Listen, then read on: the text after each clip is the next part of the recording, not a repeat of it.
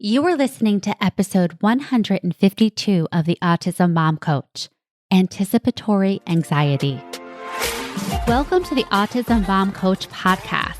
I am your host, Lisa Candera. I am a lawyer, a life coach, and most importantly, I am the full-time single mother of a teenager with autism. In this podcast, I am going to share with you the tools and strategies you need so you can fight like hell for your child without burning out. Let's get to it. Hello, everyone, and welcome to the podcast. I am so glad you are here, and I hope you are doing well. This podcast will air one day before my new webinar, Stop Walking on Eggshells and Start Parenting with Confidence. So if you haven't already, go to the show notes and register now. During this webinar, I am going to take a deep dive into the cycle of walking on eggshells and bracing yourself for your child's emotions and the practical things that you can do immediately to interrupt this cycle. Again, to register for the webinar, go to the show notes, or if you're following me on Instagram, go to the link in my bio. All right, on to today's topic, anticipatory anxiety. This topic was inspired by a recent coaching session with one of my clients who was really dreading taking her son for blood work. Her son is 12 years old and nonverbal, and he has resisted blood work in the past. So when she came for coaching, she was so nervous because she was really focused on everything that could go wrong and the consequences to her son if she didn't get this blood work done because he needed it for school. This is what anticipatory anxiety is. It's the fear or worry about something that might happen in the future. And it keeps you in a what-if loop.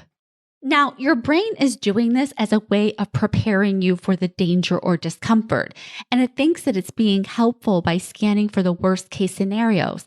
But in reality, it keeps you stuck in that cycle of fear. And in situations, especially like the one that my client was going into, where she was taking her son into a doctor's office, your fear shows up in your energy. So my goal when working with this client was to get her in a place where she could feel calm and relaxed no matter what, because her best chance for this doctor's appointment being successful was going to be her ability to stay calm when her son reacted. The things that I hear a lot from clients is they think that being anxious is good in that it prepares them. And maybe that's true to some extent. I actually don't think our anxiety and stress in most situations are helpful to us. I think that we are so chronically stressed that we've learned how to get things done in spite of how anxious we are. And while that stress and fear might give you a bit of an energy burst, ultimately it drains you emotionally and physically because that constant worry takes a toll.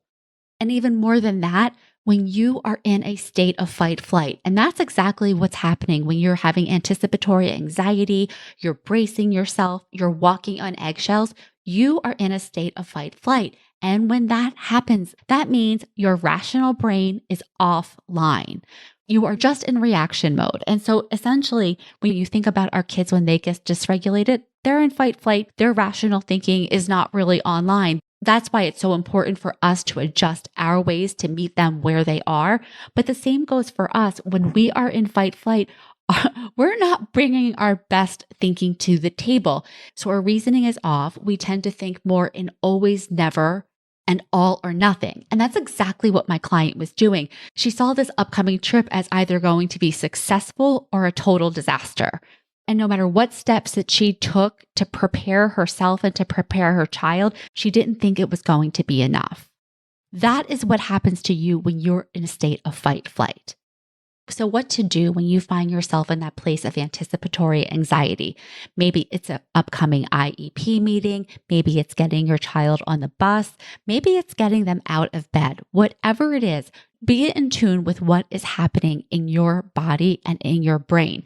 That's where you need to go first. We have to take control of ourselves before we can take control of the situation.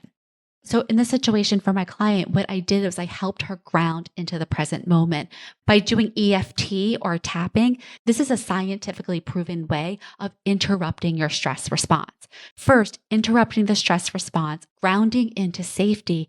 And then what we did was, instead of picturing this appointment going terribly, I asked her to tap into the best case scenario. What is it that you want to achieve from this trip? And in this case, it was her son getting his blood drawn. So I walked her through the practices with the tapping where we normalized the feelings of anxiety that she was happening, but we also made space for her son and his anxiety and letting him have his emotions and how she would be able to keep herself calm even when he was upset so that she could support him in the ultimate goal of getting the blood test completed. So once she was more regulated and grounded, she was able to use her reasoning and her rational thinking to troubleshoot and to problem solve. One of the things that she did was she identified some of the obstacles to getting blood the last time. And that was once her son got into the room, it took a lot of time before the blood was actually going to be drawn. The technician wasn't prepared. There was a lot of chatter. How are you doing? How is school going? And my client, as the expert on her child, she knows that these are triggers for her son. So she had a very direct communication with the doctor about the setup, but she did this from a calm energy, not a freaking out, stressful mom kind of energy that, as we all know, doctors tend to ignore. She did it from her power, from being the expert on her son, laying out very clearly, this is a very stressful situation for him. Here are the things that we can do to make this go smoother. Now, does this mean that once you're calm and once you're grounded, that nothing will go wrong? Absolutely not. We cannot control our children, but we can control our energy around them. So imagine my client walking into this doctor's appointment with her son being super nervous. Her son would pick up on that energy and he would freak out too, which is actually what happened before. The more we're able to keep ourselves calm and regulated and grounded, the more we can offer that to our children. Remember, we are their environment and they are tuning forks for our energy. In addition, when we're able to stay calm and focused, we're able to problem solve, able to troubleshoot. We're not getting into that always, never, all or nothing fear thinking. So that means if and when something does go wrong, you're able to handle it. Even if you don't want to, you are able to handle it. So what I did with my client is we even prepared for the worst case scenario. And in her mind, that would be leaving the doctor's office without having her son's blood taken. And she knew that even though she did not want this to happen, if it happened, she would handle it, that she could handle it. And just having that reassurance and that calm gave her more confidence to do the things that she needed to do to support her child in the best way that she could during the appointment. Another decision that my client made when she was calm and grounded was when and whether to preview this to her child. Again, relying on her expertise on her child, she knew from past experiences that telling him the night before would mean that he wouldn't sleep the night before. He'd have a lot of nervous energy. So she told him the day of the appointment. So there was less time between revelation and the appointment for him to overthink about it and get upset. These are the decisions that you can make when you are calm and grounded, implementing those decisions when you are calm and grounded. Because all of us have had the experience of making decisions while we're in fight flight and implementing them while we're in fight flight. Doesn't always go so well because of our energy, our reactivity, and because we don't have access to our best level of thinking. All right, so how did the appointment go? Well, the good news is her son had his blood drawn, so victory.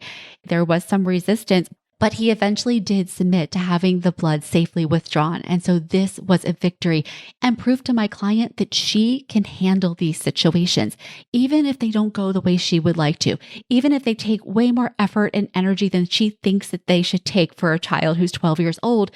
She knows that she can handle it. And that's one of the most important messages that we need to give ourselves all of the time. You can handle much more than you think. You have handled much more than you ever imagined that you could. Now, of course, that's not the same as wanting to handle it. You might not want to handle it, but you can. And it is important to remind yourself of this because the more calm and confident you are in any situation, you'll be able to lend that to your child. All right, that is it for today's episode. If anticipatory anxiety, walking on eggshells, bracing yourself, white knuckling it through the day, if any of that resonates with you, you will want to attend my webinar tomorrow night. Stop walking on eggshells and start parenting with confidence. If you register for the webinar, you will get the replay. But so for those of you who would love to participate, but you can't make it tomorrow night, that's okay. If you register, you will receive the replay. All right, that is it for this week's episode, and I will talk to you next week. Thanks for listening to the Autism Mom Coach.